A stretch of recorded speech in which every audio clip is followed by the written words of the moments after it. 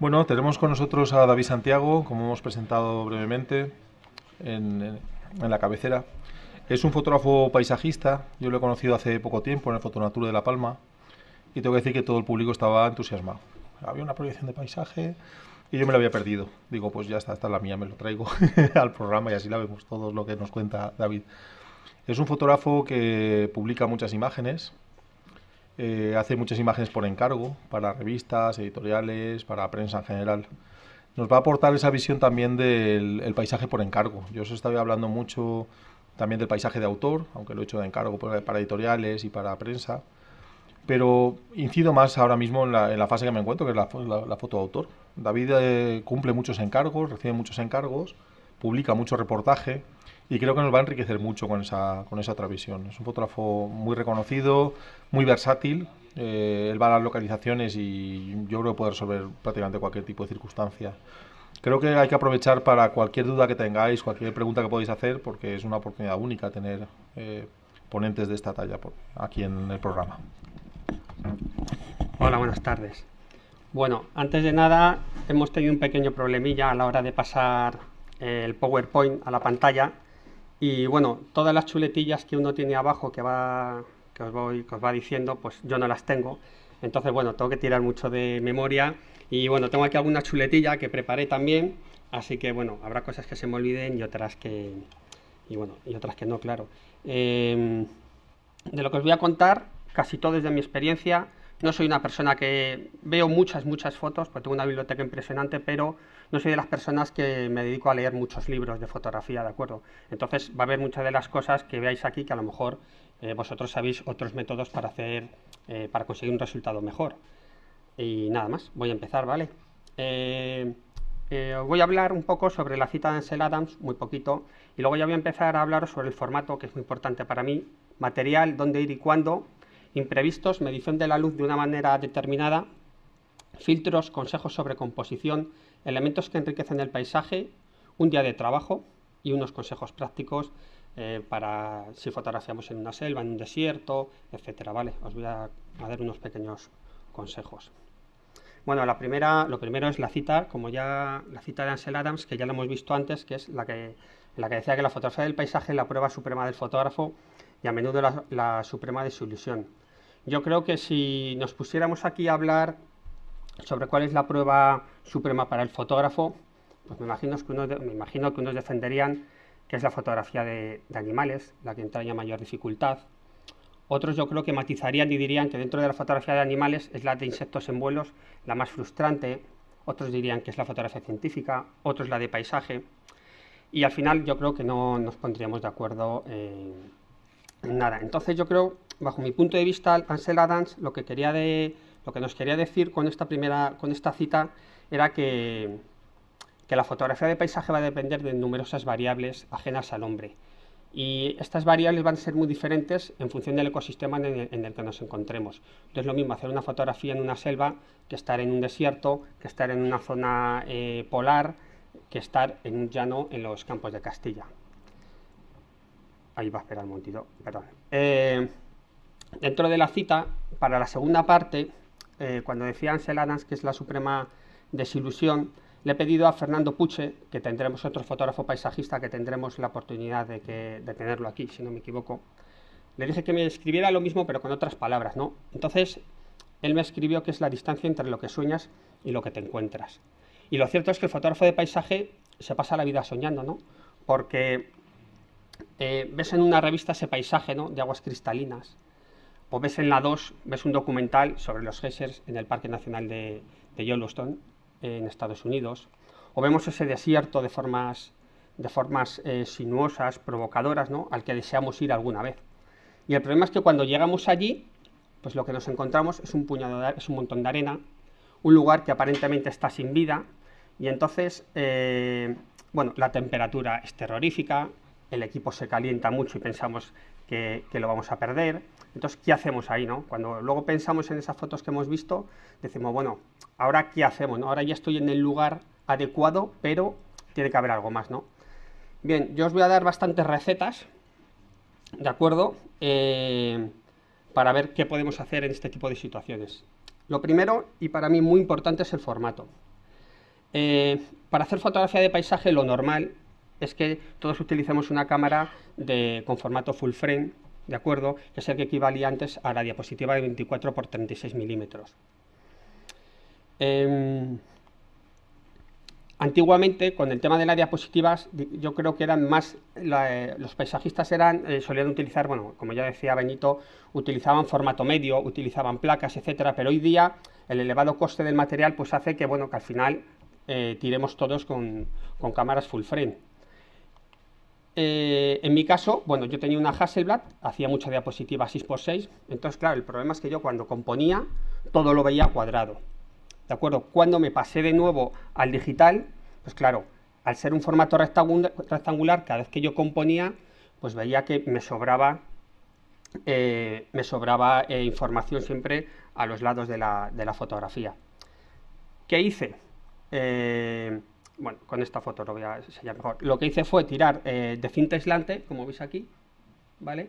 Y bueno, empezaba a ver ya las fotos de nuevo en formato cuadrado, ¿vale?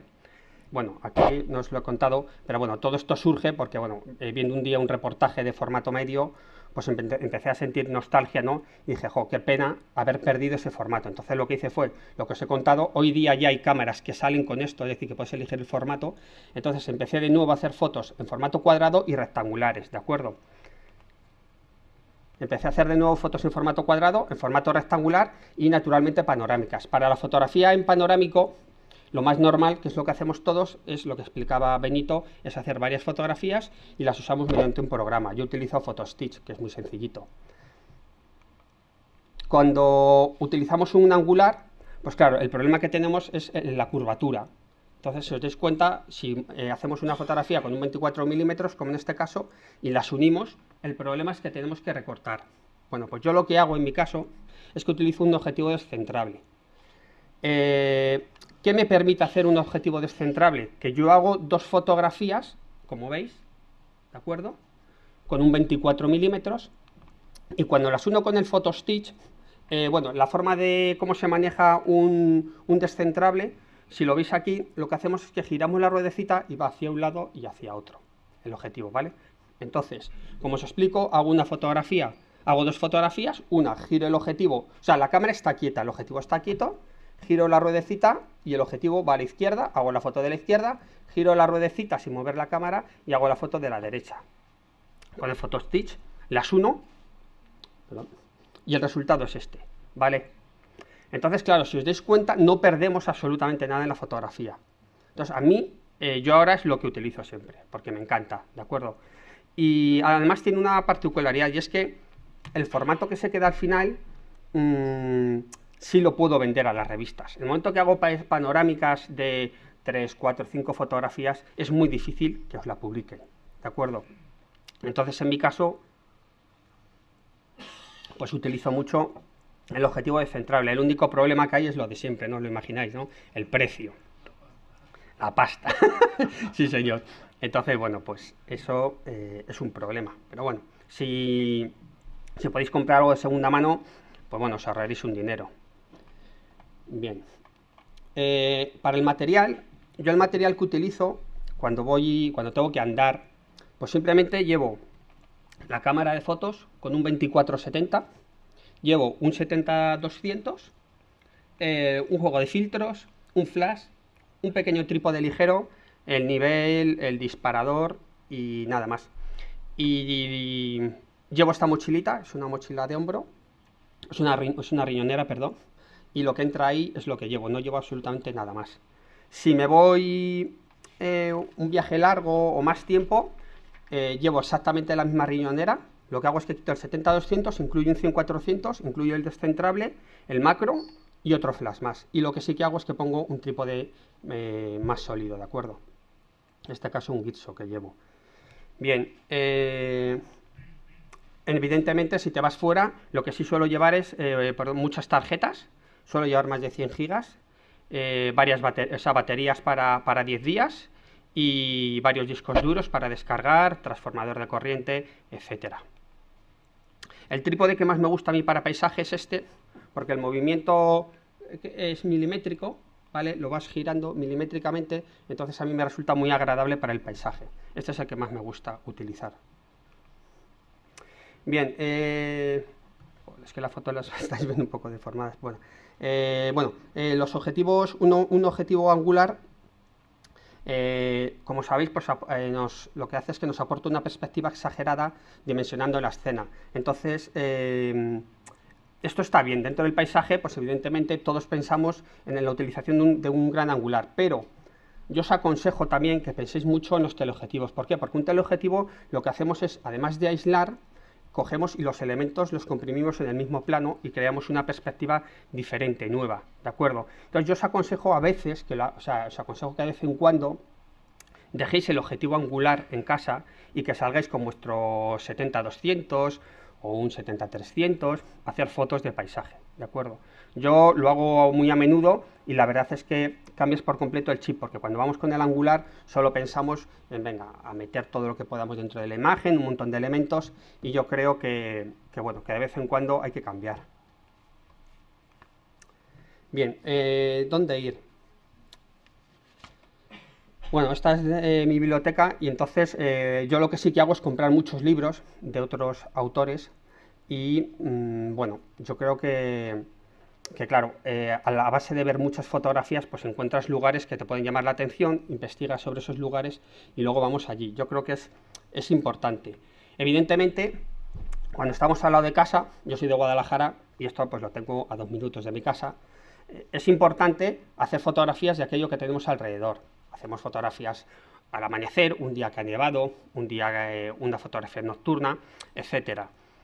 Cuando se nos empiezan a acabar ya este tipo de paisajes, podemos hacer fotografía de detalles, que es más fácil de hacer. Siempre las tenemos al lado de casa, podemos fotografiar un montón de detalles, en este caso pues, unos helechos con una cascada de agua.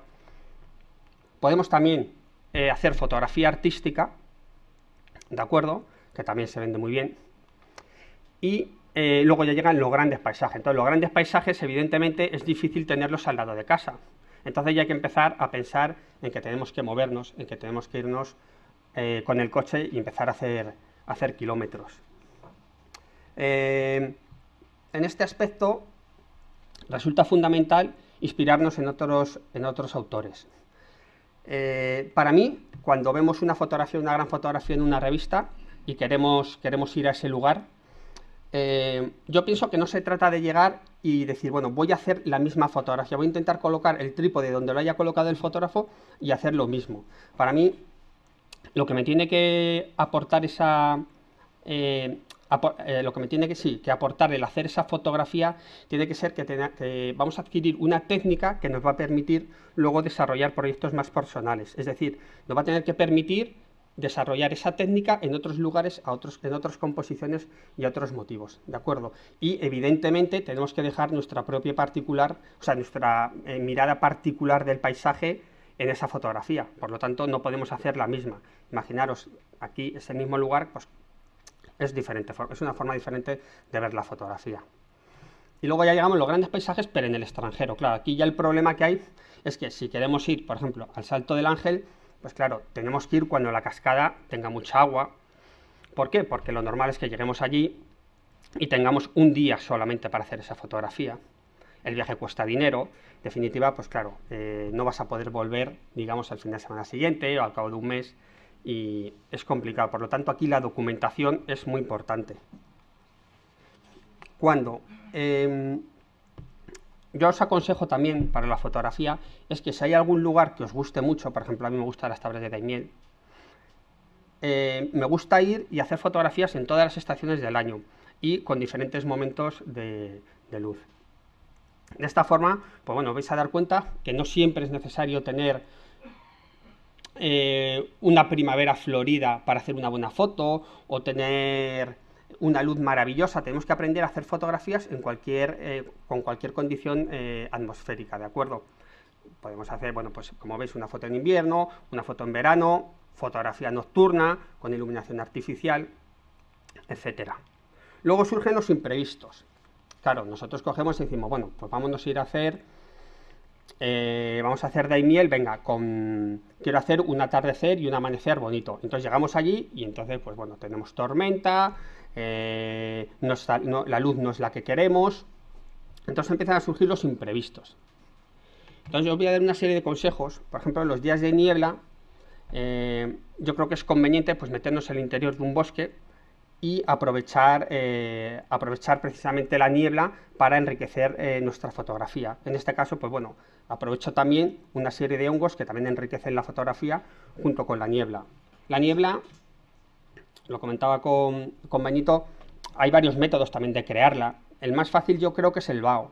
O sea, tú echas BAO al objetivo y es lo más fácil. Además, lo bueno que tiene el BAO es que controlas dónde lo echas en función de cuándo empieces a echarlo. Es decir, si tenemos aquí el objetivo y empezamos a echar BAO así, de esta dirección a esta, evidentemente primero se va a ir de aquí el BAO y va a durar más. Entonces, por ejemplo, si esta fotografía yo lo hubiera hecho con BAO, empezaría de aquí hacia abajo.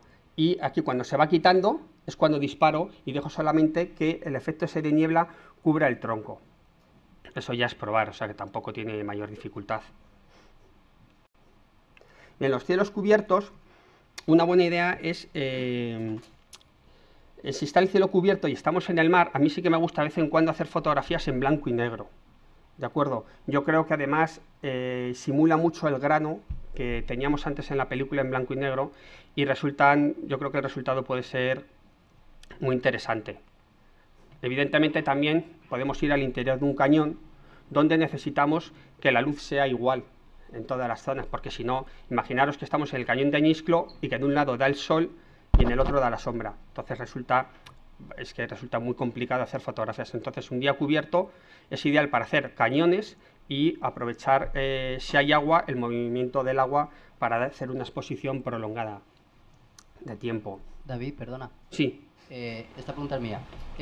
Los días de niebla para la gente que hacemos paisajes son días de buenas luces y días que nos suele gustar hacer fotos, pero en tu experiencia que haces reportajes para revistas tal vez, ¿te ponen algún problema con ese tipo de fotos? ¿No quieren que salga a lo mejor un día nublado a pesar de que la luz sea mejor que en un día con soleado? Bueno, la verdad es que las fotos estas, como la que estás viendo ahora de tormenta y tal, hay revistas que sí que te la cogen, pero hay otras que no. Por ejemplo, bueno, no voy a decir nombres, pero sí que hay agencias que te piden te piden fotografías con cielos azules, si puede ser sin nubes. Evidentemente no quieren saber nada de tormentas, aunque la foto sea muy espectacular, porque hay revistas que no publican ese tipo de fotografías. Pero claro, no podemos hacer tampoco esto, que todas nuestras fotografías sean encaminadas a que voy a vender más, ¿vale? También está un poco el disfrute que tiene uno haciendo la foto. Entonces, pues bueno, no se vende muy bien, pero a mí sí que me gusta hacerlas, ¿vale? Gracias. Bueno, los días de tormenta, yo creo que evidentemente lo primero que nos aportan es que le dan una cierta atmósfera a nuestras fotografías y es aconsejable utilizar los filtros degradados de densidad neutra porque aumentamos esa intensidad. Bueno, luego hablaré con los filtros degradados, pero bueno, ahora os voy a decir, por ejemplo, para esta fotografía que decís, bueno, aquí hay mucho gris, aquí también hay mucho gris y aquí hay poco. Si hubiésemos colocado un filtro degradado, tendría que ser esto también más gris. Cuando utilicéis un filtro degradado, por lo menos como yo lo hago, tengo mi portafiltros, pero muchas veces no lo utilizo. ¿De acuerdo? Entonces lo que hago es que cojo el filtro con la mano y yo lo muevo como quiero. Es decir, en este caso, seguro que lo puse así, de lado, y mientras hacía la foto luego lo giré, de manera que voy quitando luz donde yo quiero. ¿De acuerdo? Es importante decir que no tenemos que tener la mente cuadriculada y decir, no, un portafiltros, tenemos que poner el portafiltros y ya está, ¿vale? Y entonces, en esta fotografía tendríamos gris, esto de aquí quedaría todo muy oscuro, ¿de acuerdo? Entonces, es una buena manera y no van a salir reflejos. Yo la verdad es que no me suelen salir reflejos, aunque lo haga con la mano. Los días de lluvia y de nieve, bueno, pues, qué deciros, que a mí me gusta mucho fotografiarlos. Y, por ejemplo, a la pregunta que le han hecho antes a Benito, el problema es si hay ventisca, ¿no? Entonces yo voy a decir lo que yo hago. Si esto os lo quería contar más adelante cuando fotografiamos cascadas donde hay arcoíris, donde se produce el arco iris, Pero bueno, lo voy a contar ahora. Mira, si hay ventisca, yo lo que hago es que pongo dos filtros. Cojo el portafiltros y pongo dos filtros, ¿vale? Normalmente son filtros degradados, ¿de acuerdo? Entonces yo cojo, compongo, calculo, mido la luz y cuando viene la ventisca, ¿de acuerdo? Se me moja el filtro que tengo delante, ¿vale? Pero al momento que bajo un poco esa intensidad, lo que hago es rápidamente quito el filtro y empiezo a disparar con la otra. O sea, con el otro filtro puesto, ¿de acuerdo? Por lo tanto, cuando midáis, hay que tener en cuenta, claro, que vais a hacer la foto con un solo filtro. Entonces, ¿qué ocurre? ¿Qué es lo que os quería contar al final? Cuando tú haces... cuando fotografiamos una gran cascada, por ejemplo, cuando decías que Cataratas Victoria, tú cuando estás en Cataratas Victoria y estás haciendo la foto, claro, cuando se produce el arco iris es cuando más agua hay en el ambiente, se moja todo. Entonces, claro, pero claro, son instantes que dices, bueno, es que tengo 10 minutos para hacer esa fotografía. Colocamos los filtros, el filtro de delante os da igual el que sea, ¿de acuerdo? Pero lo importante es que el de detrás no se moje. Entonces que caiga agua, pum pum, que vaya cayendo, y cuando veamos que tenemos la foto ese instante, lo quitamos y empezamos a disparar.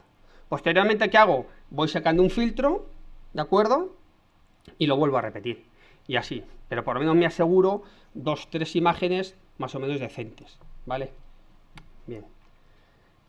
Bueno, los días de sol...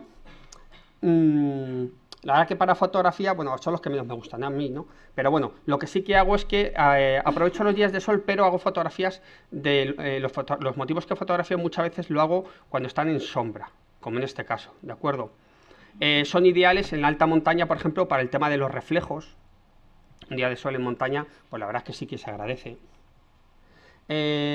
Cuando fotografío nieve, sí que me gusta utilizar, o sea, aprovechar que haya bastante sol, porque si no la nieve queda mate y queda muy fea. Y evidentemente en alta montaña los atardeceres, cuando ha hecho un buen día, pues son espectaculares, ¿de acuerdo? Si está todo cubierto, pues bueno, es más complicado hacer esa fotografía. Y finalmente los días de viento creo que son muy apropiados para la fotografía de nubes, pero haciendo exposiciones un poco largas, ¿de acuerdo? De manera que podamos crear efectos en las nubes que nos pueden enriquecer bastante nuestras fotografías. Bien, para entender la luz, bueno, la verdad es que la chuleta está... Es que David, no sé perdona. dónde voy. Hacer una pregunta por internet. Xavi Jiménez Marimón pregunta qué marca de filtros utilizas o aconsejas. Sí, ahora voy a hablar de los filtros detenidamente, pero bueno, utilizo los Lee y los B+W, ¿vale? Bueno, para entender la luz. A ver, yo cuando empecé a hacer fotografía, cuando tenía 16 años, a mí me enseñaban, pues eso, que te enseñaban el tema de la cartulina, a medir una cartulina con un 18% de reflexión. Y entonces mi profesor siempre me hablaba, ¿no? Me decía, bueno, tú, David, como muchas de las fotografías que vas a hacer son con sol, hay una medición que nunca falla, ¿no? Que es 250 f11 ISO 100. Entonces yo aprendí, sobre todo con la Hasselblad, porque no llevaba fotómetro, a medir a ojo. Entonces, ¿qué hacía? Claro, cuando había sol, pues yo lo que hacía era coger y decía, bueno, pues qué fácil, ¿no? Tú tienes un paisaje, supongamos que tenemos la parte de arriba solamente, ¿de acuerdo? Un día de sol, ¿de acuerdo? A 250 f11 ISO 100 en cualquier parte del mundo prácticamente, a no ser que haya hielo, por ejemplo, que afecta a la medición, nos saldría bien la fotografía, ¿de acuerdo?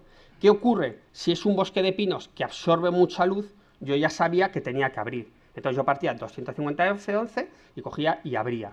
¿De acuerdo? ¿Que había que ir a una zona con nieve? Pues lo que tenía que hacer era todo lo contrario, cerrar. Es decir, yo me olvidaba del fotómetro.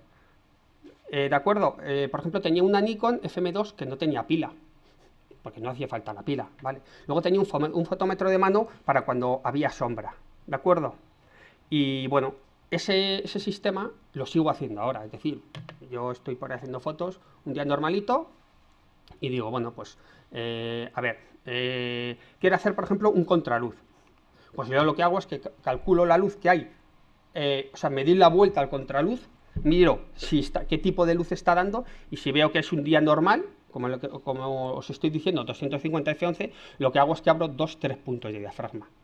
Entonces aprendemos a medir a ojo. Este sistema, que os puede parecer un poco raro, pero a mí fue lo que me enseñaron y lo sigo utilizando y la verdad es que va muy bien. Y sobre todo que ahorramos en velocidad, ahorramos a la hora de medir la luz, es súper rápido, porque claro, tú aprendes ya a medir a ojo, ¿de acuerdo? Evidentemente, si ya hay sombras, ya el tema cambia. Hay que tirar muchas fotos para ir calculando un poco la luz, pero bueno, la verdad que ahí, bueno, pues hay que estar un poco más, dedicar un poco más de tiempo, pero probar si queréis, el próximo día, cuando vayáis aquí a la playa, a cualquier sitio, poner esta medición 250 f11 a ISO 100 y lo vais viendo y veréis que en función de el color, pues tendréis que abrir o cerrar, pero que al final aprendes muy rápido y claro, estás en una situación que ves un golpe de luz, automáticamente cambias, disparas y es que las clavas. Al final clavas las fotografías, ¿de acuerdo? Bueno, los filtros. Bueno, yo utilizo filtros Lee y utilizo los B+V para el filtro polarizador y para el filtro de densidad neutra. Evidentemente hay gente que va a utilizar Photoshop, que bueno, pues no me parece mal, o sea, no estoy en contra de nada de eso, y que bueno, que seguro que consigue resultados incluso mejores que los que yo pueda hacer con el filtro, pero bueno, yo creo que cuando consigues terminar una fotografía, cuando tú te vas a tu casa con una fotografía ya terminada prácticamente, ¿no?, a falta de pequeños ajustes, pues te sientes mejor fotógrafo. Entonces bueno, pero el que quiera hacerlo con Photoshop, pues tiene un montón de filtros que me parece respetable, ¿de acuerdo? El filtro polarizador, como os he dicho, utilizo un filtro B+W extra fino, sobre todo si utilizáis grandes angulares. Si no es extra fino os va a viñetear. Una vez más, el problema es el dinero, que cuesta del doble que un filtro normal. Y bueno, un polarizador, pues como ya sabéis, sirve para saturar los colores, eliminamos reflejos, pero hay una cosa muy importante que la gente pasa desapercibida y es para el tema del contraste. Aquí no sé cómo se verá, bien, más o menos bien. Entonces a mí me gusta, hay fotografías que me gustan con mucho contraste, entonces para eso utilizo el polarizador, ¿vale? Porque con el polarizador lo que vamos a hacer es que las sombras sean más negras todavía. Habrá gente que estará en casa pensando, alguno de vosotros dirá que bueno, el que haga HDR, pues al final lo que haces es todo lo contrario, ¿no? Está esa obsesión por quitar las sombras. Lo respeto, pero bueno, a mí lo que me gusta es todo lo contrario. O sea, yo veo esa foto con las sombras negras y me encanta, ¿de acuerdo? Porque en la naturaleza, sobre todo estas, por ejemplo, en una selva, es que hay zonas que son súper negras, ¿vale? Y cuando fotografiamos el desierto, esa fotografía es de noche, igual, ahora, bueno, os hablaré sobre los desiertos, pero se pueden conseguir efectos como este, que para ciertas personas dirán que no hay, que ahí no hay matices, etcétera y tal, y que le parecerá que la foto está mal, pero bueno, ya cada uno sus gustos, ¿de acuerdo? Los filtros degradados, pues ya sabéis, pues bueno, hay de muchos colores. Yo tengo un azul degradado, tengo el filtro naranja degradado y los filtros de densidad neutra degradados. Y bueno, como ya sabéis, lo único que hacemos es quitar luz. Hacemos que quitar luz a una parte de la fotografía. En este caso, pues se ve, ¿no?, claramente que aquí el filtro lo he puesto en diagonal y he quitado luz en este atardecer, ¿vale? Los filtros de densidad neutra, como ya sabéis, lo que hacemos es quitar luz que llega al objetivo. Son muy apropiados cuando fotografiamos agua, es lo común, ¿no?, que lo utilicemos todos, pues cuando queremos hacer el típico efecto del agua suave, pues utilizamos un filtro de densidad neutra. Pero también tenéis que pensar que se puede utilizar muy bien para las nubes. O sea, podemos crear el mismo efecto, joder, es que le di al botón, cuando fotografiamos nubes y creamos, pues en este caso, por ejemplo, parece como si fuera agua, ¿vale? Lo mismo con las nubes también podemos conseguir texturas, ¿de acuerdo? Hacemos una exposición prolongada de tiempo y esa nube adquiere una textura que enriquece nuestra fotografía. El filtro inverso para mí es muy importante, es el que más utilizo. El filtro inverso que utilizo es un filtro naranjita. Entonces, si este es el filtro, lo que tiene es que aquí tiene naranja, ¿de acuerdo? Pero aquí ya no tiene nada, ¿vale? Es decir, que solamente tiene una línea naranja. Entonces yo lo utilizo muchísimo porque, por ejemplo, para atardeceres me viene muy bien. Por ejemplo, esta cascada estaba metido ahí en un sitio muy cerrado y, ¿os dais cuenta este toque naranja?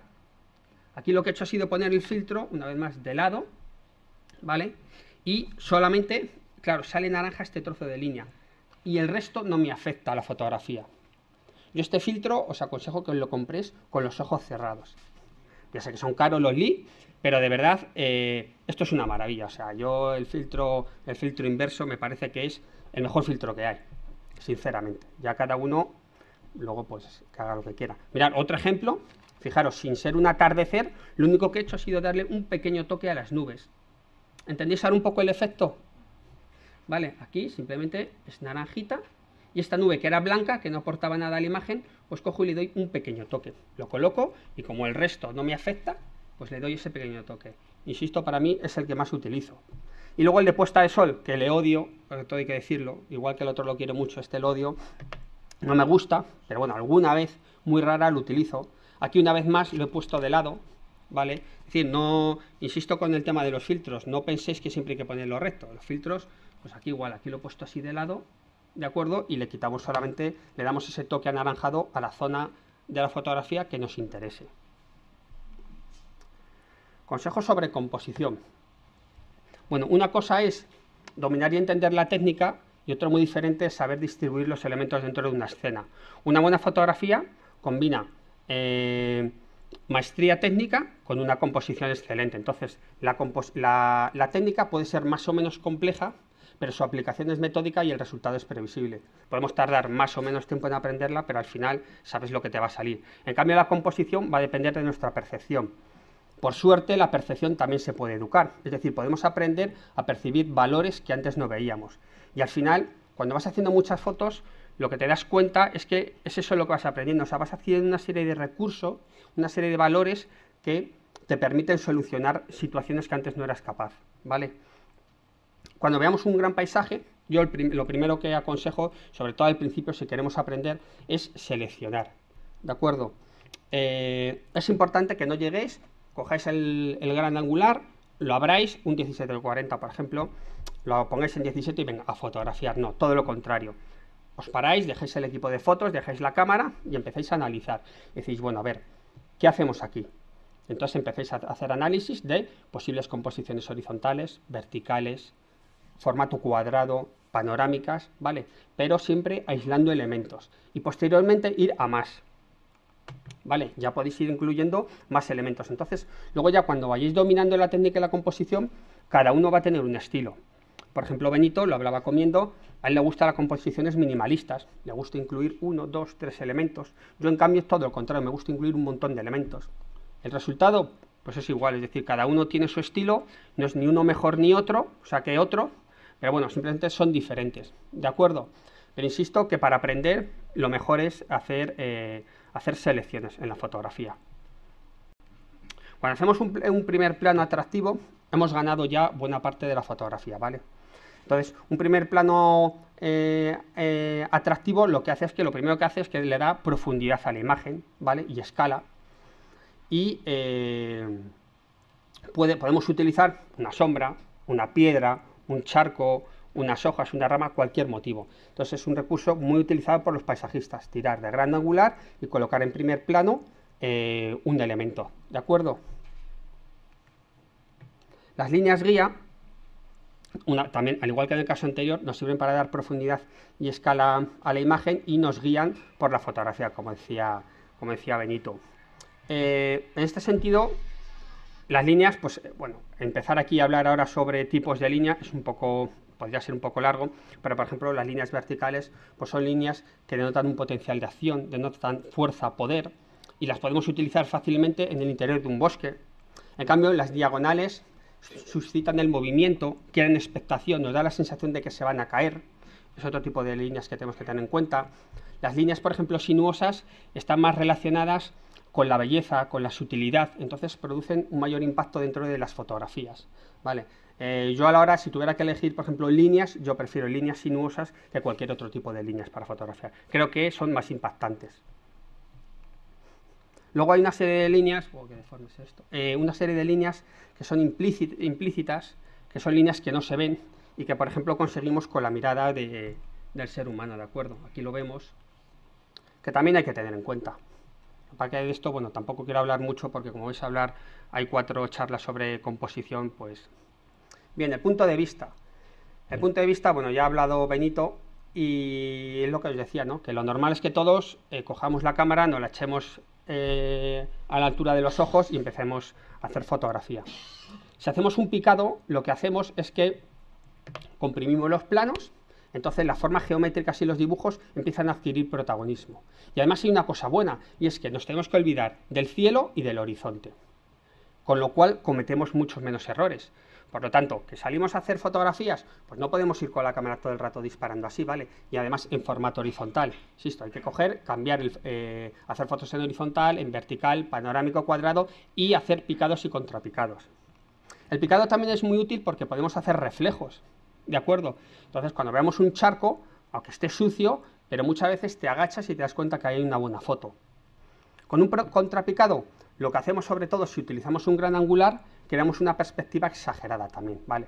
Una vez más dimensionamos la escena y le damos un cierto toque artístico a la fotografía. Al igual que en el caso anterior, si nos agachamos, es muy útil para hacer reflejos. En este caso, o sea, ¿qué diferencia hay con el anterior? Que aquí sí podemos ver la parte que se refleja y el motivo que estamos fotografiando, ¿de acuerdo? Por ejemplo, aquí he puesto esta estrella de mar que se refleja en el agua, pero bueno, imaginémonos la foto que hemos visto antes de Ordesa, que se veía el pico y el reflejo abajo, ¿de acuerdo? Por lo tanto, es muy importante a veces agacharse, ¿vale? El horizonte, bueno, el horizonte también es decir lo que ha contado ya Benito. Bueno, si aplicamos la regla de los tercios, pues ya sabemos todo en qué consiste. Entonces, otro recurso que hay es cuando situamos el horizonte, cuando situamos el horizonte en medio. Entonces, claro, cuando situamos el horizonte en medio, lo que hacemos es que creamos dos mitades enfrentadas. Y, por ejemplo, cuando hay reflejos, resulta muy práctico. ¿De acuerdo? Tenéis que probarlo porque la verdad es que sí que funciona. Si lo situamos hacia arriba del horizonte, pues bueno, conseguimos dar mayor protagonismo a la parte que hay abajo, ¿no? Sobre todo si hay un primer plano. ¿Que queremos enfatizar el cielo, un contraluz, etcétera? Pues nos agachamos y situamos el horizonte abajo, ¿de acuerdo? Es decir, damos mayor protagonismo a la parte que hay arriba. Os vengo a insistir en que es importante eso, que no solamente tengamos que hacer fotos horizontales. Una fotografía horizontal evidentemente va a dar mayor estabilidad que una vertical, ¿de acuerdo? Una fotografía vertical además contribuye a dar mayor profundidad a la imagen. La fotografía panorámica es muy agradable a la vista, entre otras cosas porque también nosotros vemos en panorámico. Entonces yo creo que es conveniente que hagáis fotografías también en panorámico.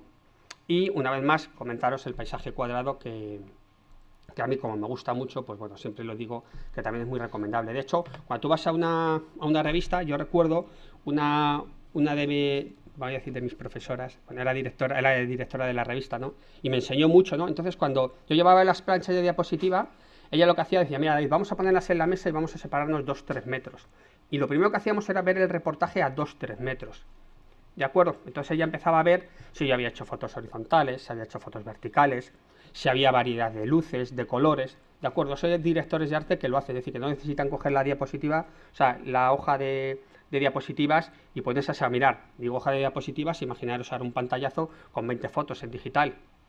Es importante que el que va a ver esas fotos, que vea variedad, que diga, bueno, es que este tío aquí ya empezamos bien, ¿de acuerdo? Las luces laterales en composición a mí me gustan mucho, es lo que os decía antes. Yo creo que la naturaleza está llena de sombras, luces y sombras, y qué mejor que una luz lateral, ¿vale? Una vez más, os aconsejo aquí, por ejemplo, la utilización del polarizador para acentuar más todavía ese contraste, y bueno, que lo tengáis en cuenta. La atmósfera. La atmósfera, evidentemente, realza mucho nuestras fotografías, o sea, conseguir captar la atmósfera en una imagen puede ser fruto de la casualidad. Podemos ir a un sitio, podemos ir con el coche y de repente vemos un mar de nubes, vemos que hay bruma, etcétera, y hacemos la fotografía. Pero lo normal es que la busquemos, es decir, si yo veo que en el telediario dicen, pues va a haber nieblas densas en el Valle del Duero, pues entonces lo que hago es que intento ir al Valle del Duero porque sé que con mucha probabilidad voy a encontrar nieblas y voy a poder hacer el tipo de fotografía que quiero. ¿Que veo que van a dar tormentas? Pues estoy atento, sobre todo cuando va llegando la tormenta. ¿Por qué? Porque cuando va llegando la tormenta es importante porque, si os dais cuenta, hay unas zonas que tienen luz y en cambio la parte de atrás ya no. Entonces ese contraste a mí me gusta mucho aprovecharlo. Aquí, bueno, veis muy mal las fotos porque aquí se ve, bueno, si la pudierais ver, aquí se ve no tan oscuro, ¿no? Y en estos casos, una vez más, la utilización del filtro degradado de densidad neutra, porque incrementamos ese efecto de tormenta en las fotografías. Perdona, David. Sí. Hay un montón de preguntas. Víctor Belmonte Vicente preguntaba que si podías volver a explicar el tema de los dos filtros Sí. cuando estabas en condiciones donde había agua en el ambiente, y decía también que si tenías problemas de condensación al poner dos filtros juntos en esas condiciones. No, no tengo problemas de condensación, y lo que hago es, tengo un portafiltros. En el portafiltros que tengo podéis poner 3 filtros, si no me equivoco, o 4 filtros, ya no me acuerdo. Bueno, digo que no me acuerdo porque lo que hago es que, claro, si tú pones todos los filtros, es decir, si tú tienes el portafiltros, en función del objetivo que utilices os puede viñetear. Lo que tenéis que hacer es coger los tornillitos que hay detrás, los aflojáis y una parte de delante la paséis atrás. Eso se puede hacer. O sea, si probáis a hacerlo, es muy sencillito. Tenemos un portafiltros. Entonces, si tú quitas los tornillos, los 4 tornillos, que a veces que se pierde el tornillo porque se aflojan y tal, entonces si tú lo quitas, desmontas todo. Entonces puedes tener delante para poner un portafiltros, 2, 3 o 4. ¿De acuerdo? Pues yo lo que hago es que me parece que lo normal es que tenga, si utilizo el 1635, pongo 2, para que pueda poner 2 portafiltros. De esa forma, el resto del portafiltro no me va a viñetear, ¿lo entendéis? ¿O me explico muy mal? ¿Me explico mal? Sí, vale. Entonces, bueno, en ese caso, supongamos que yo tenga para 2 filtros, ¿vale? Entonces yo pongo, luego lo veréis en un caso, ¿no? Por ejemplo, pongo el filtro inverso, porque quiero que la cascada, la parte de arriba, me quede un poco anaranjada. Y delante pongo otro filtro, ¿de acuerdo? Entonces yo tengo que calcular, bueno, yo cuando, os quiero decir una cosa, cuando yo utilizo los filtros, mido sin filtros, es lo que hago yo. Cada uno ya luego, pues no sé qué sistema utilizará, ¿vale? Pero yo lo que hago es que mido sin filtros y luego cuando coloco los filtros lo tengo en cuenta. Entonces, a base de hacer fotos, pues ya aprendes un poco qué cantidad de luz tienes que abrir, ¿vale? Bien, entonces coloco el filtro y luego coloco otro filtro de densidad neutra, por ejemplo, ¿vale? Muy bien, entonces tú estás ahí en las cataratas de donde sea una cascada y entonces de repente ¡buah!, llega el agua, llega una corriente de aire, ¡bum!, llega un montón de agua, que es lo normal, y ¡bum!, te aparece el arco iris reflejado en el agua, ¿vale? En ese momento es que te calas, o sea, es que literalmente te calas. Entonces, claro, se va a mojar la cámara, la podemos cubrir con pues bueno, con las fundas que ha dicho Benito. Hay unas fundas de plástico que te venden ahora que no sé, cuestan 2 euros así, que vienen muy bien, que no ocupan nada, a diferencia de esta otra funda. Entonces yo tengo la funda buena y esta otra, y la buena la dejo en casa y me llevo esto porque no ocupa nada. Y metes ahí la cámara y va perfecto. Y bueno, entonces se empieza a mojar el filtro de delante, pero al de detrás, como están muy juntos, no le cae prácticamente agua. ¿De acuerdo? Entonces lo que hago es, lo quito y disparo, y empiezo a limpiarlo. Y así. Entonces por lo menos hay 1, 2, 3 fotos que las hago bien. Vale. Paco J. Muñoz pregunta que si en montaña utilizas algún filtro de ultravioleta. Bien, yo los filtros ultravioletas no los utilizo nunca, excepto cuando hago una tormenta de arena, cuando hago fotos, por ejemplo, de olas en el mar, y bueno, yo creo que pocas más, o sea, en otras situaciones yo creo que no lo utilizo. No me gusta utilizarlo, pero evidentemente en esas situaciones pues viene bien para proteger la lente, porque claro, cuando estás en una tormenta de arena, si lo habéis probado o si lo queréis probar, pues prepararos, porque claro, es que la arena, o sea, no ves nada, se mete arena por todos lados de la cámara y es horrible. Entonces ahí sí que utilizo el filtro para proteger la lente, porque si no la arena golpeando la lente, pues al final la destroza, ¿vale? Y si es en el mar, pues igual, pues siempre se te moja la lente, pues yo creo que para esas situaciones viene bien. Muy bien, gracias. A ver, Abelardo pregunta que en caso se debe tener pensado comprar algún filtro de degradado. Dice que de cuántos pasos comprarlo. Vas a comprar uno solamente. ¿De cuántos diafragmas? Es un filtro, perdón, Sí, quiere comprar un filtro degradado de densidad neutra. Sí. Pues, ¿y solo quiero comprar uno? Pues uno intermedio le decimos. Un 3, sí, pues a lo mejor yo creo que tiene más por los intermedios. En mi caso yo tengo el bajo y el alto, ¿vale? Tienes 3, Entonces cojo y compro el más bajo que tenga, ¿vale? Uno suavecito y otro fuerte, ¿vale? Vale. Luego, Francisco Javier Guzmán Lorite pregunta que si es preferible usar los filtros in situ, los filtros analógicos, o hacer la foto y luego en el ordenador aplicarle. Bueno, es lo que os decía. Yo no sé, es que claro, es una pregunta que yo respeto todo. O sea, yo el que utilice los filtros en Photoshop, pues bueno, pues que lo haga con Photoshop. O sea, no sé, es que, claro, evidentemente el que utilice bien los filtros en Photoshop, pues ya sabéis que se hacen maravilla. Bueno, yo tengo compañeros que yo no soy capaz de hacer eso con los filtros, pero bueno, yo lo que os digo, yo me siento mejor fotógrafo haciéndolo manualmente. A lo mejor dentro de 10 años la gente lo ve como una estupidez, es que no lo sé. Entonces, bueno, pues que cada uno, siempre y cuando nos respetemos, pues yo creo que es importante, ¿no? Sí, porque bueno, luego ya sabéis que hay de todo. Gabriel Laguna pregunta que a contraluz si es posible evitar los flare, que si existe algún filtro que los disimule. Pues yo es que para los contraluces no utilizo ningún filtro y lo que sí utilizo siempre es el parasol. Y claro, el problema de cuando haces o sea, claro, es que es una pregunta, es que si por ejemplo si sacamos el sol, evidentemente pues se van a producir una serie de colorines en ocasiones en la fotografía que hay veces que a mí me gustan mucho. De hecho, Benito, que habla mucho de los concursos, hay fotografías que han ganado concursos importantes y a lo mejor te das cuenta que se ha producido un viñeteado y se ha producido ahí un color azulado. Entonces, bueno, si queda bonito, pues yo lo dejo, pero yo creo que no, es que eso no se puede quitar de ninguna manera. A no ser que, bueno, claro, evidentemente compongas de otra forma y evites que el sol pues te llegue a la lente directamente. Vale. Y una queda. María Sáenz Díez Molina pregunta, dice que no es una pregunta relacionada directamente con el paisaje, pero que si crees que la fotografía de viaje se podría considerar como una disciplina independiente, aunque pueda incluir varios géneros. Hombre, pues hombre, yo sí que te puedo decir que para ser un buen paisajista yo creo que hay que centrarse mucho en la fotografía de paisaje. O sea, si tocamos muchos palillos, pues claro, es difícil concentrarse porque creo que, bueno, al principio decía que Ansel Adams, bueno, lo que yo creo que quería decir él, ¿no? Pero yo sí que considero que es muy compleja. O sea, yo hago mucha fotografía de fauna, ahora ayer llegué de Panamá de fotografía del carnaval, pues bueno, yo la mayor parte de mis esfuerzos siempre se los dedico al paisaje porque para mí es lo más complicado. Que no digo que sea lo más complicado, ¿vale? Para mí sí que, digamos, es lo que más esfuerzo me exige, ¿vale?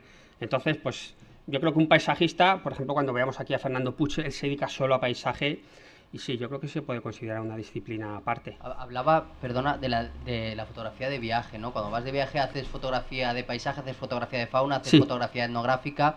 Si realmente crees que la fotografía de viaje se podría considerar como una sola disciplina o realmente dividirla en todas. Pues que cuando hace fotografía de viajes yo hago ahora fotografía del carnaval, he fotografiado a las Misses, un reportaje de Misses, he ido a hacer fotografías de monos, he hecho fotografías del canal de Panamá, he hecho fotos de aves.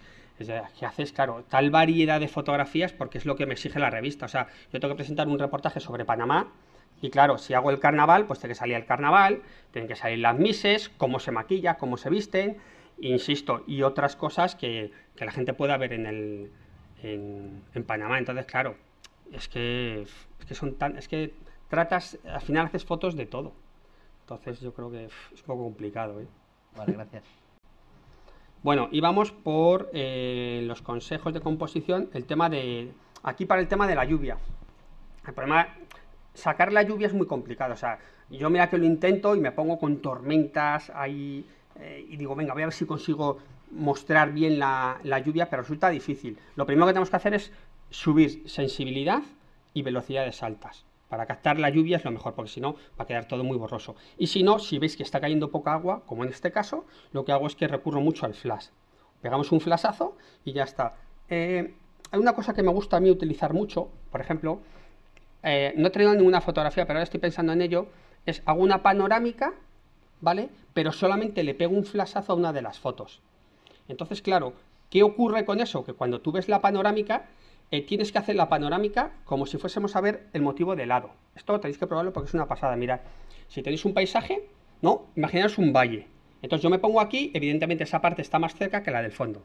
Entonces yo cojo y hago esa foto en panorámico, clic, clic, y pego el flashazo aquí. ¿De acuerdo? Entonces cuando luego tú ves esa foto, evidentemente hay una profundidad porque hay una serie de elementos que están más cerca que los otros, pero al tener el agua aquí iluminada, suavemente, evidentemente, se acentúa muchísimo más esa sensación de profundidad. Entonces tenéis que probarlo.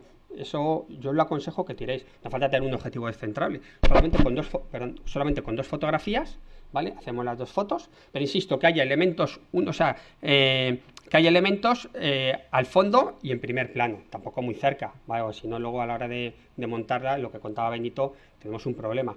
Y solo pegar un flashazo aquí. Ya ves, cuando veis la foto vais a decir, joder, qué maravilla. O sea, te transmite una sensación de profundidad que es una gozada, ¿vale? Lo que os decía, las tormentas, yo lo primero es que no son gratificantes. O sea, igual que cuando lo hablaba con Benito, vas a hacer fotos de olas y te la juegas, porque es que te la juegas. O las tormentas, que aquí tú esto que ves, pues no te quiero decir nada, o sea, es que yo no veía nada, o sea, es horrible. Entonces, claro, se mete la arena por todos los lados, estás pensando en que te vas a cargar todo el equipo de fotos. Tienen los ojos, que es una pena. Entonces, bueno, aquí tiro de filtro, de densidad neutra, perdón, de un filtro, un protector, ¿vale? Y bueno, pues me voy a hacer fotos, todas las que puedo, pero bueno, si os digo la verdad, he hecho muchas tormentas de arena, pero nunca consigo una buena fotografía, o sea que hay que tener que seguir intentándolo, ¿vale?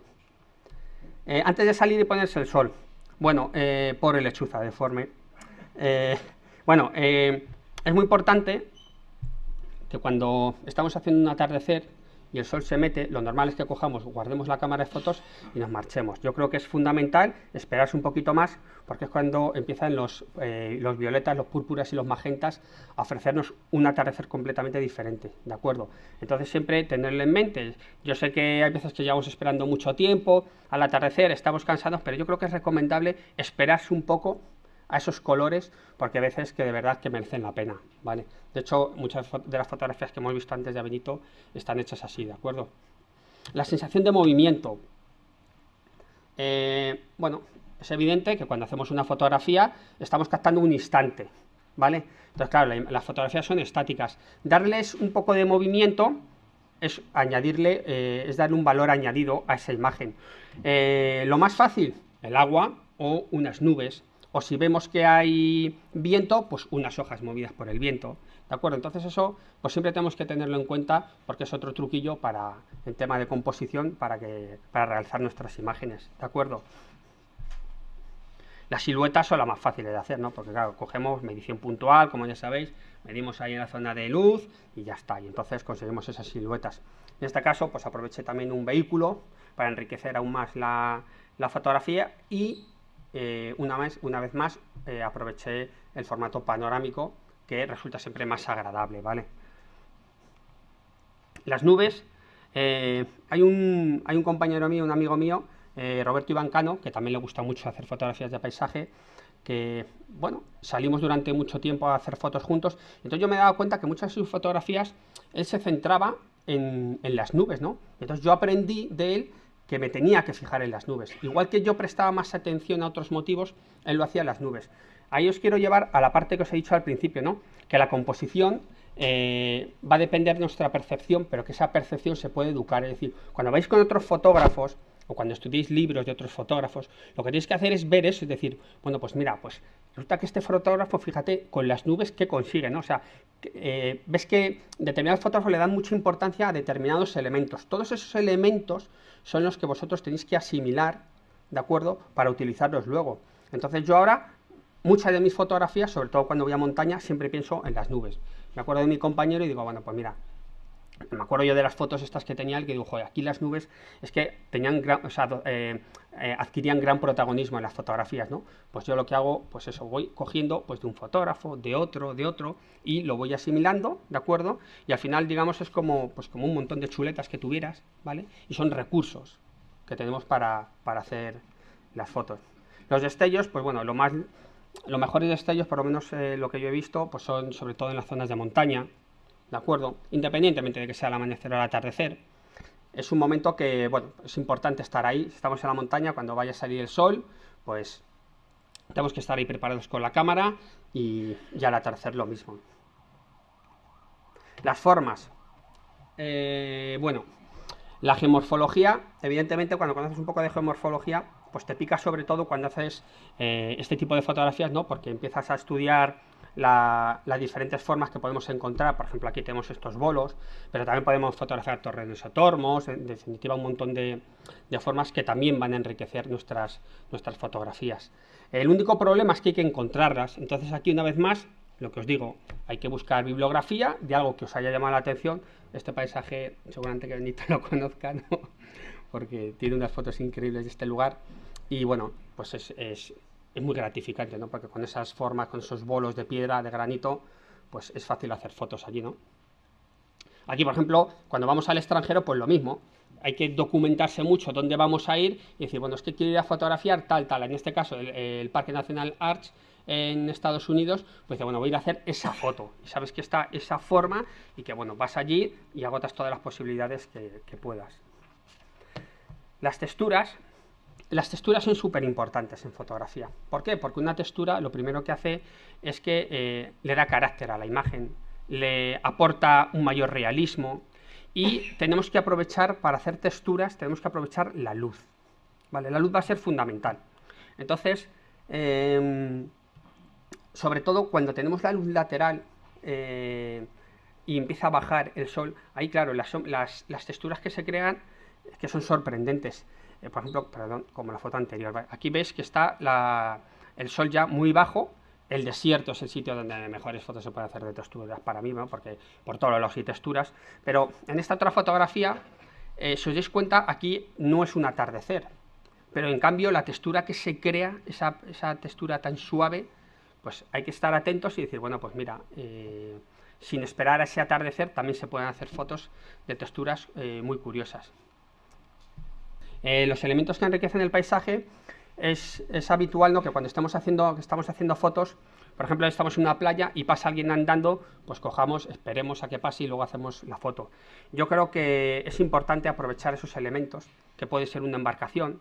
Podemos estar en un paisaje maravilloso, pero también podemos coger a un amigo y decirle, bueno, mira, ponte allí, ponte en tal posición, que vamos a hacer una fotografía que es, bajo mi punto de vista, lo voy a poder vender fácilmente, ¿de acuerdo? Con todo el tema de la meditación que hay hoy día y tal, pues cogemos, ponemos ahí al colega, ahí a meditar y ya está. O, sí, luego claro, luego hay que darle un porcentaje de ventas al modelo. Aquí, por ejemplo, quería hacer una textura, pero dije, oye Juanjo, ponte aquí esa chaqueta que tienes naranja y que ya verás, tú vamos a enriquecer la fotografía. Entonces coges y vuelves a poner a Juanjo ahí y lo aprovechamos para añadir un elemento más a la imagen que lo enriquezca, ¿vale? Yo recuerdo haber disparado a personas con estos colores. Sí, ¿no? Sí, no, es que es un recurso tan fácil de utilizar. Evidentemente los animales es un recurso más. Queremos hacer un paisaje, hay un animal, pues bueno, el problema que hay es que en ocasiones adquiere más protagonismo el animal que el paisaje, pero bueno, eso ocurre muchas veces, ¿vale? O queremos hacer un paisaje y evidentemente también las construcciones humanas también pueden enriquecer una fotografía, ¿de acuerdo? Es decir, no tenemos por qué coger y decir, no voy a sacar ningún monumento, ninguna ciudad, etcétera, no, hay que aprovecharlo también porque son elementos que enriquecen nuestras fotografías. Bueno, y llega el día de trabajo. Aquí, bueno, llega por la noche, porque el dónde dormir para mí es fundamental.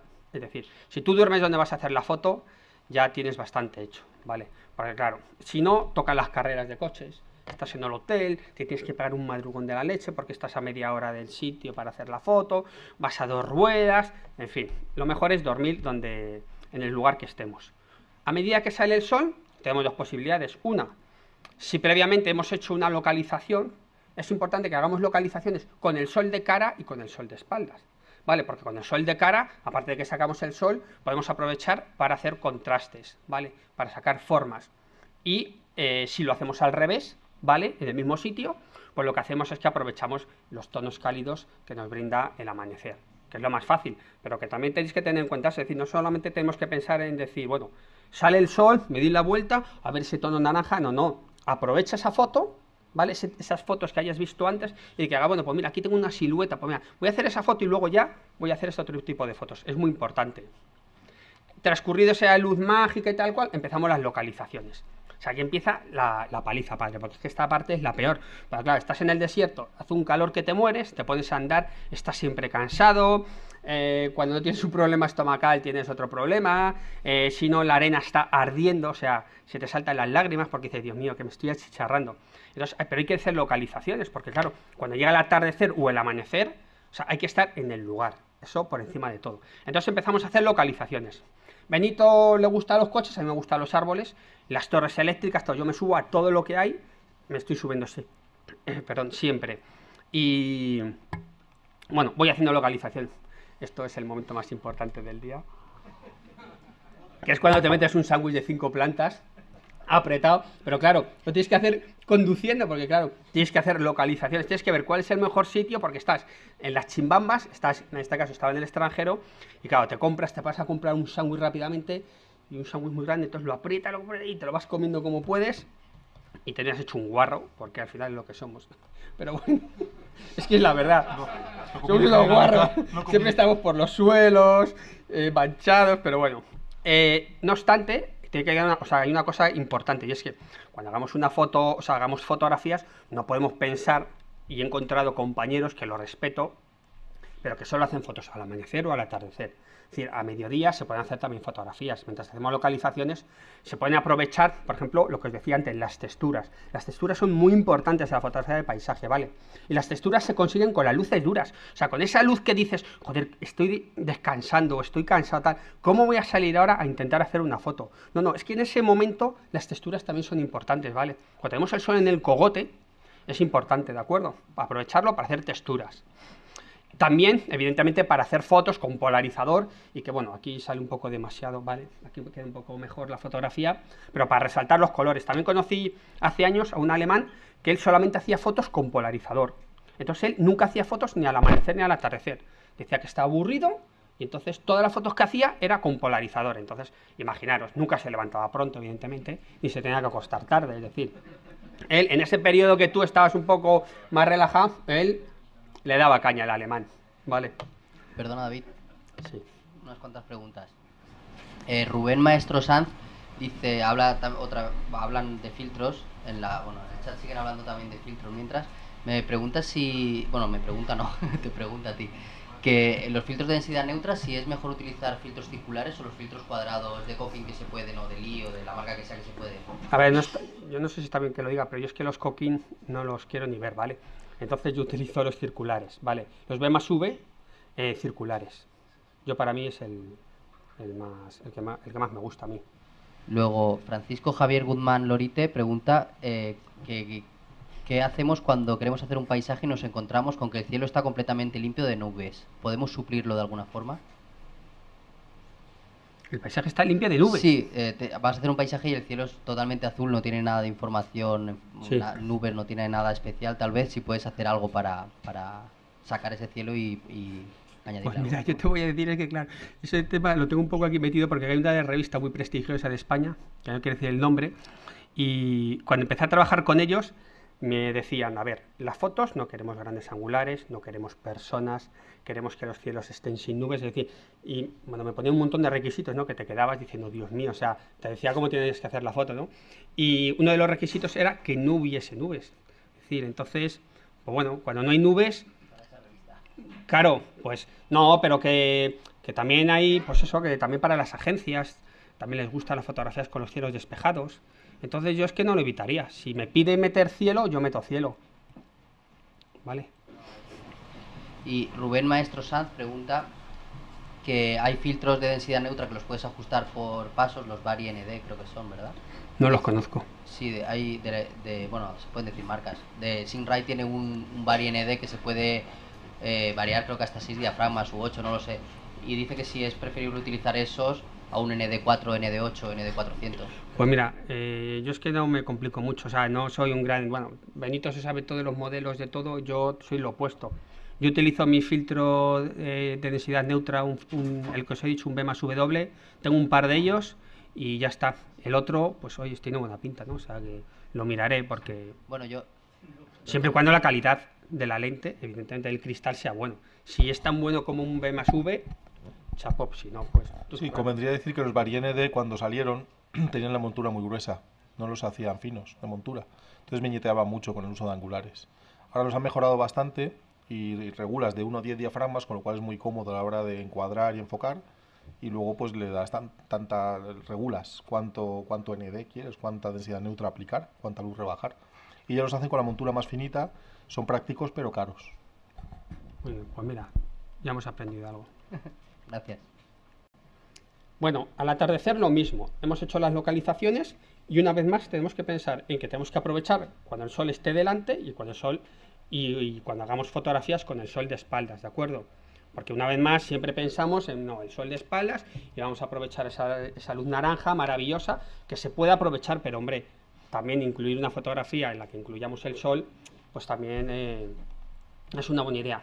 O si vemos que ocurre mucho, a mí me ocurre mucho, que hago localizaciones y que, jolín, que es que no veo nada, entonces lo que hago es que me doy la vuelta con el coche, yo que esté en las Chimbambas, me vuelvo al mismo sitio que he empezado por la mañana, ¿de acuerdo? Y hago el atardecer allí. Entonces, ese recurso siempre está ahí, porque no siempre, aunque estés todo el día buscando, encuentras localizaciones buenas para hacer fotos. Luego llega de nuevo otro gran momento del día, que es el de las salchichas, el de los purés, el de las sopas, ¿no? Pues claro, hay que comer algo, porque estamos hechos polvo, y entonces, bueno, pues preparamos algo por la noche para comer y tal, y empezamos con la fotografía nocturna, ¿no? Es decir, cuando ya piensas que has acabado, pues un consejo, en verano, siempre yo os aconsejo que paréis un poquito entre medias, ¿vale? Descansar un poco, porque yo por lo menos yo ya no tengo fuerzas como para estar todo el día haciendo fotos, haciendo localizaciones, porque cuando llego a la fotografía nocturna es que no me tengo de pie, porque al día siguiente tienes que pegarte el madrugón. Entonces yo siempre aconsejo en verano, que los días son muy largos, descansar, no os obsesionéis, ¿no? Porque estoy todo el día haciendo localizaciones, ¿no? Con que hagas a lo mejor 4 horas de localizaciones es suficiente, ¿vale? Y si descansas 3 horitas, pues lo vas a agradecer luego por la noche, vas a poder aguantar más. La fotografía nocturna para el paisaje, pues bueno, de día tenemos el sol, de noche tenemos la luna.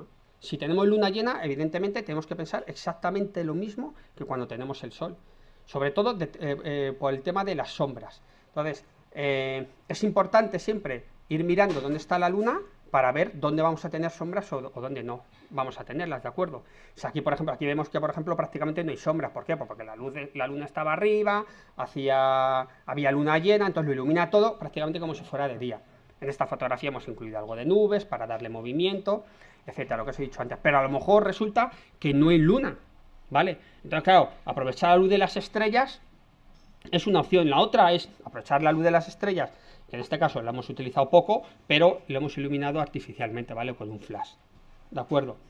Que es importante.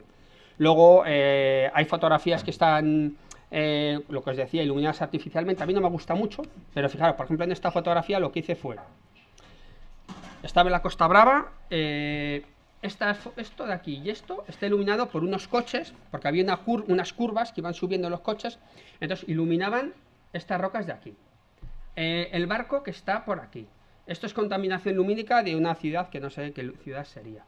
Las estrellas en movimiento, y esto que veis aquí naranja es porque cogí el coche, le di la vuelta, pisé el freno y entonces había una valla. Fijaos que esto es una valla. Entonces, claro, al pisar el freno, si os dais cuenta, aquí se corta la luz naranja y solamente ilumino ese trozo. En definitiva, lo que hacemos es pintar con la luz, ¿no? Sobre todo por la noche, lo más fácil de todo, pintar con la luz. Hay fotógrafos que les encanta pintar con la luz, yo pues no me gusta mucho, ¿vale? Y como mucho utilizo el flash y bueno, alguna vez pues lo que veis, ¿no? Las luces del coche o delanteras o traseras. Evidentemente, cuando hacemos fotografías tenemos dos opciones: o fotografiar trazas, como veis aquí, que es lo más fácil, cogemos y hacemos exposiciones largas. Ahora voy a volver un momento aquí. O fotografiar, bueno, aquí no se ve nada, pero bueno, puntitos, las estrellas sin movimiento, ¿vale? Para capturar puntitos en el cielo. En este aspecto, la fotografía nocturna, yo creo que todavía hay mucho por descubrir. Yo he hecho mis pruebas, insisto, es lo que yo he hecho, que seguramente me haya equivocado. Entonces, para mí es muy importante la temperatura. ¿Por qué? Porque yo me di cuenta que me pongo a hacer fotos y digo, joder, David, digo, ¿tendré mal la cámara? ¿No? Sobre todo me ocurrió cuando tenía la 5D hace ya un montón de tiempo, que llevé a cambiar el sensor y todo, porque yo estaba traumatizado. Entonces, claro, decía, joder, ¿cómo puede ser esto? Entonces, yo hacía una foto en la costa y daba una exposición de 5 minutos, joder, macho, un grano, que yo decía, pero ¿esto qué le pasa? Y me iba a la montaña y daba 10 minutos y una impecables. Y decía, ¿qué hago mal? Entonces, bueno, ya empezaste a leer un poco, tal, porque para esto sí que hay que leer. Y te das cuenta de que, claro, que el ruido depende mucho de la temperatura. Por lo tanto, no os obsesionéis mucho con ese tema y tenéis que pensar que es muy importante la temperatura, ¿vale? La temperatura ambiental, me refiero. Si evidentemente cogemos la cámara y empezamos, vamos calentando más la cámara, ¿de acuerdo? Entonces, yo cuando hago más fotografías nocturnas es cuando hace mucho frío. Cuando hace un frío pelón es el mejor momento, ¿de acuerdo? Porque es cuando el ruido va a ser menor en las fotos. Incluso a veces que lo que hago es que si hace algo de calor, lo que hago es que quito el objetivo y que entre un poquito de fresco, ¿vale? Porque claro, luego cuando ves la foto, aunque le des un tiempo de exposición a veces corto, dices, joder, macho, es que me he cargado la foto. Ahora me ha ocurrido en Filipinas hace poco que llegué a casa, dije, Dios mío, porque no había visto las fotos, cometí ese error, dijo, igual, las fotos nocturnas, un desastre, porque ya las veía y veía grano, o sea, veía ruido, perdón, y pero cuando llego a mi casa dije, Dios mío, me las he cargado todas. Entonces, y eran exposiciones súper cortas, que fue por eso que yo no me lo esperaba, ¿vale? Entonces, tenerlo siempre en cuenta, el tema de la temperatura. Y sobre fotografía nocturna, pues yo creo que poco más. Si gente tiene dudas, que me pregunte, ¿vale? Porque ahora mismo no se me ocurre nada más que contar, ¿vale? Consejos prácticos. A ver, un momento, por aquí tengo que tirar. A ver, esto es lo de los desiertos. Vale, a ver, tengo puesto para los desiertos. Es mi tema preferido. Entonces, bueno, he fotografiado un montón de desiertos. Entonces, para mí lo más importante de los desiertos es hacer fotos antes y después de que se ha metido el sol. Porque es que, o sea, los desiertos lo bueno que tienen es que cambian tanto que es fascinante. O sea, tú te pones a hacer esta foto antes de que salga el sol y empiezas a verse todo ese color blanco que dices, joder, o sea, es que esto dentro de media hora como mucho es que tiene unos tonos anaranjados. Entonces, claro, es una riqueza para el paisajista que tenemos que aprovechar, ¿de acuerdo? Entonces, me parece muy importante. No limpiar la cámara. Ahora os hablaré del tema de la limpieza del sensor. Entonces, yo aquí no limpio nunca la cámara, ¿vale? La llevo limpia desde España y yo ahí no suelo limpiar la cámara porque, joder, la arena es muy peligroso, ¿vale? A ver un momento. Así, súper importante.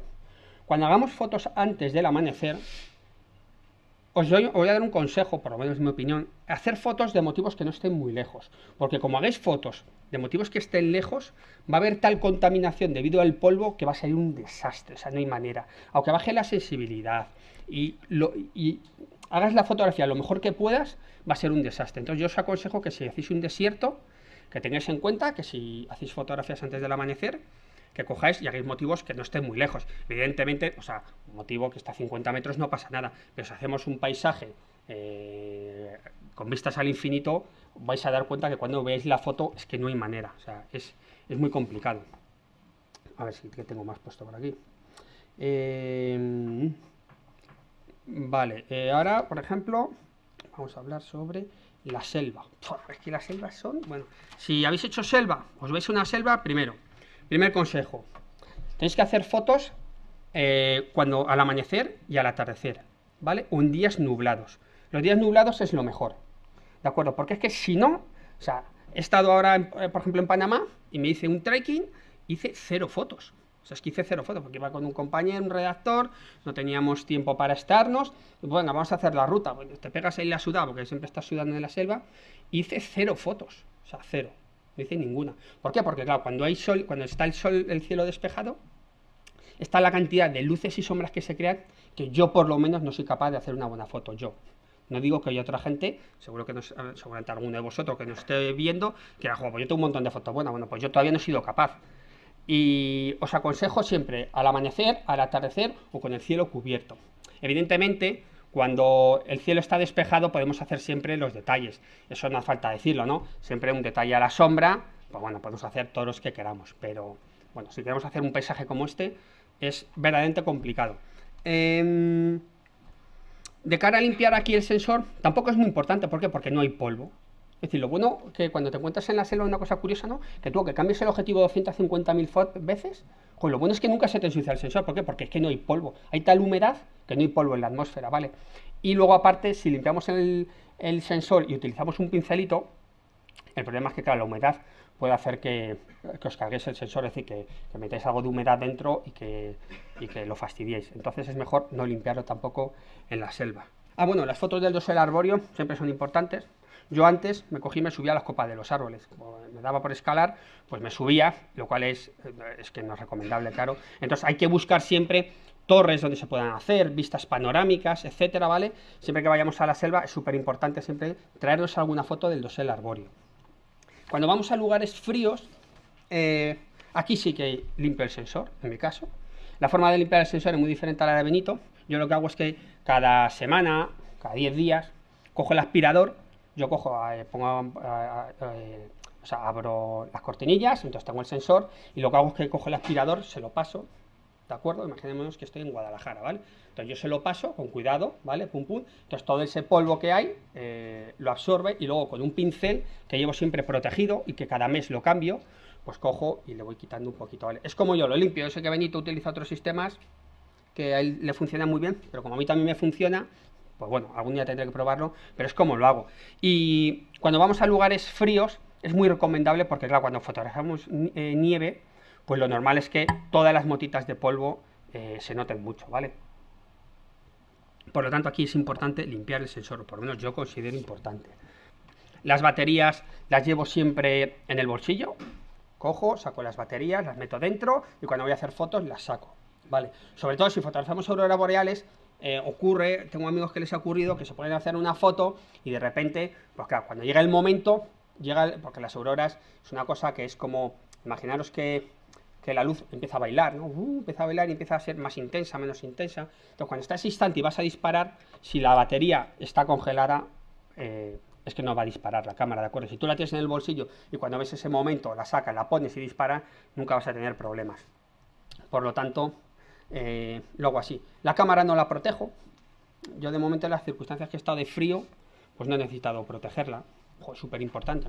Hay un problemón cuando vais con un barco y haya fotografías glaciares, por ejemplo, vais con un barco, ¿no? Y hay glaciares sueltos, os vais a dar cuenta que el agua es que es más negra que el tizón. O sea, es un problema, ese color azulito lo pierde.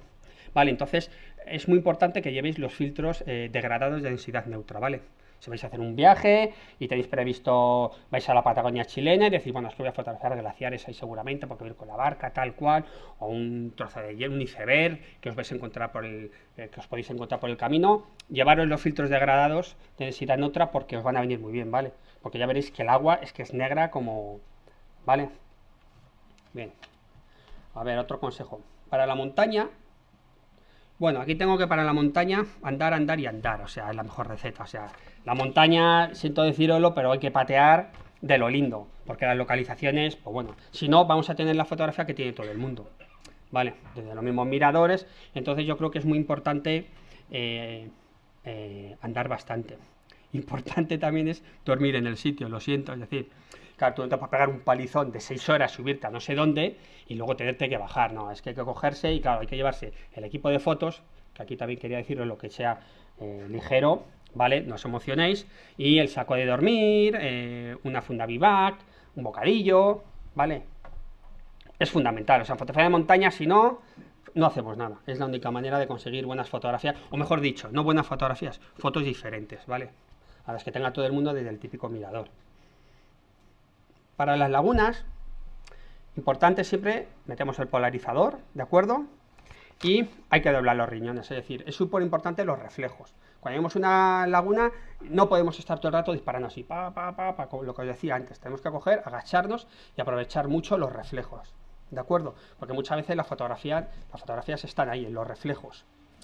Y bueno, hacer los amaneceres y los atardeceres, evidentemente son súper espectaculares. Y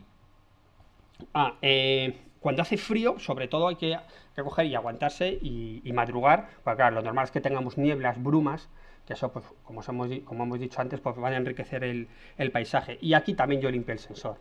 Yo os he dicho antes que le metía el aspirador, perdón, que no os he contado todo, habrá mucha gente alucinando, ¿no?, en casa, pero yo lo que sí hago es que todos los días limpio el sensor. O sea, yo cojo antes de hacer las fotos, sobre todo al amanecer, cuando tengo el sol detrás, cojo, abro mi sensor, saco mi pincel, lo pongo en vertical, la cámara, hago pin, pin, pin, lo pongo así, cierro la cámara, ¿vale? Y hacer fotos. Pero es que eso lo hago todos los días. Vale, ahora las cámaras nuevas, la 5D Mark II, que es la que tengo yo, que tiene limpieza de sensor y tal, la verdad es que se agradece. Pero hasta este momento yo, o sea, es que todos los días del año limpiaba la cámara, ¿vale? Y nunca me he cargado un sensor. Vale, lo importante es que ese pincel, evidentemente, no se puede tocar con la mano, tiene que estar en una funda. Entonces cogemos, lo limpiamos y cuando lo hayáis utilizado un mes como mucho, se tira y se compra otro. Los pinceles que yo compro, porque claro, lo mismo hay gente que está pensando en los pinceles que te venden estos de fotografía que cuestan una pasta. Que yo me acuerdo que al principio era de risa, ¿no? Porque dice que se cargan electrostáticamente y tal. Yo me voy al Corte Inglés, cojo pinceles de pelo blanco, que son muy suavecitos, ¿vale? Pruebo diferentes, ¿no? O sea, no suelo comprar el mismo y es el que utilizo. O sea, no hace falta que se cargue electrostáticamente ni cosas de esas, o pienso yo que no hace falta para limpiar el sensor. Yo es como lo hago, ¿vale? Supongo que mucha gente va a discrepar y dirán barbaridades de mí, pero bueno, es como lo hago. Y ya lo último, ya para terminar, las cascadas. ¿Veis? Esto es lo que comentaba yo, lo que comentaba Benito, ¿no? Si estamos ahí en Victoria, lo que yo os quería decir. Yo aquí lo que hago es que, bueno, pongo un filtro degradado aquí, pero delante, claro, esto que veis así, tan sencillo, si os dais cuenta, la foto tampoco tiene mucha definición. ¿Por qué? Porque es que ahí en ese momento está cayendo la de Dios, es decir, está todo despejado, pero te viene una corriente de aire y de repente ¡buah!, llega un montón de agua, el arco iris se hace súper intenso, pero claro, tenemos que hacer la foto como sea. Lo que os he explicado antes, ¿vale? Lo de los filtros y bueno, pues es lento, pero bueno, y nada más. Ahora ya saben que hacer preguntas, pues...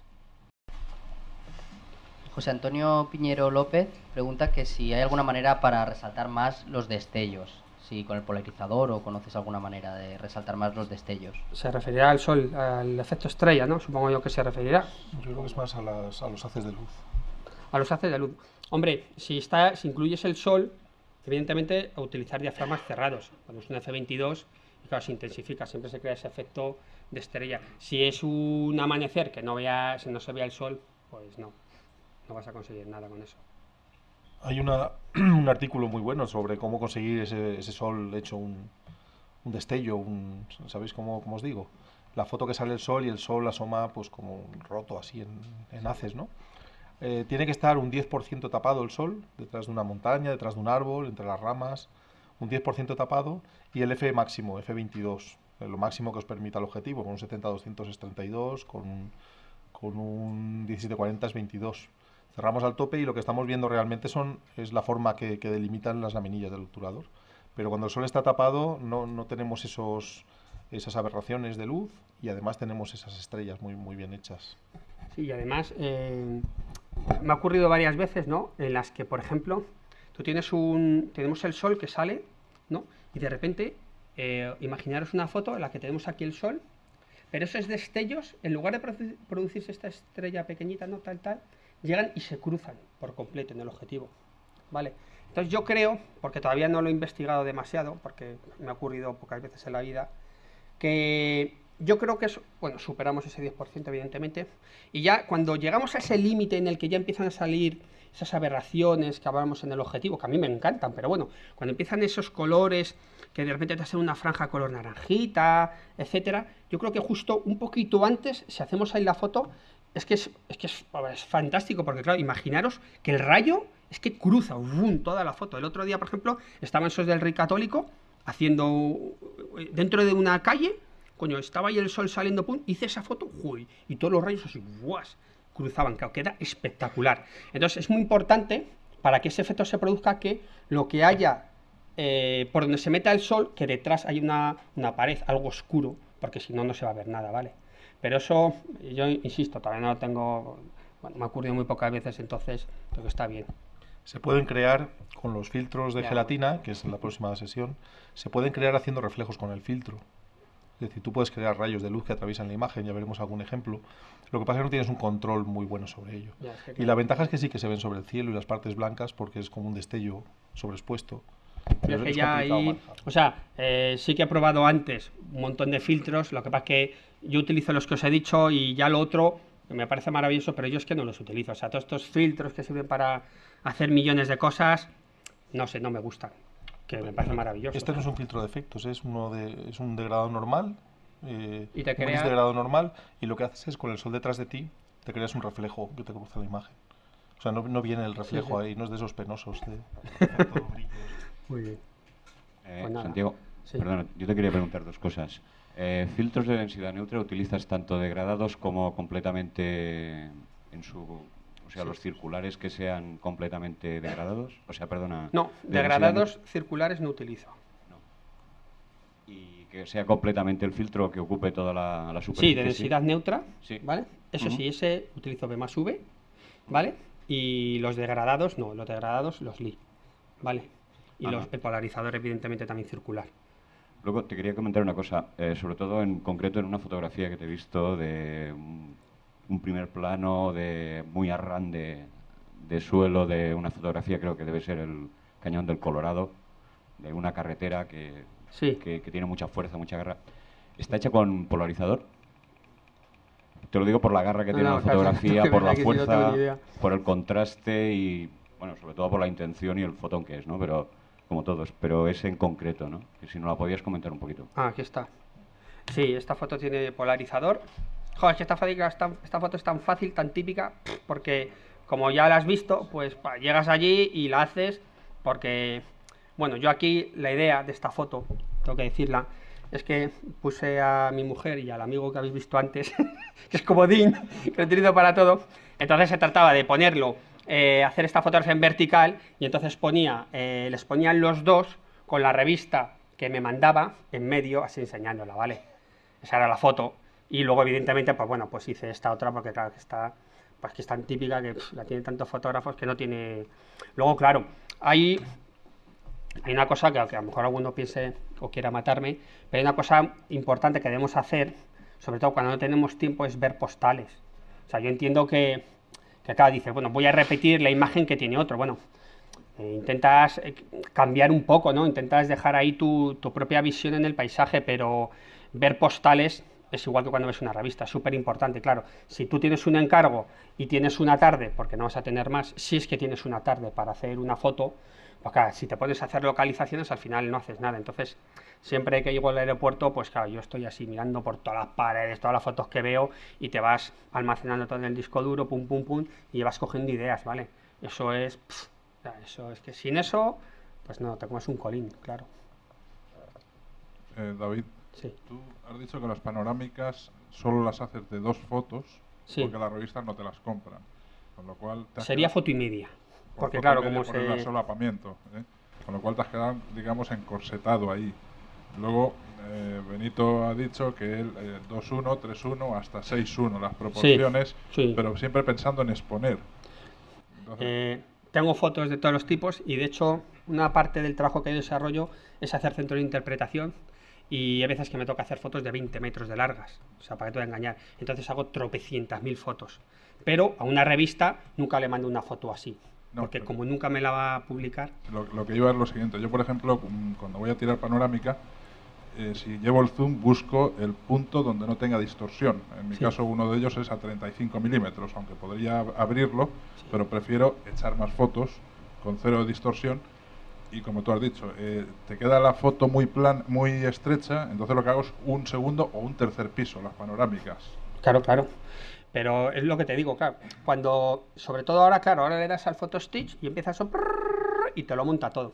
Hace tiempo yo me pasaba horas, días, semanas para montar las fotos y yo tenía que hacer el centro de interpretación del Parque Nacional de Ordesa, pues claro, me pedían unos tamaños que tenía que montar 200.000 fotos, ¿vale? Y eso lo hacía manual, porque no tenía el photo stitch, ¿vale? En esa época.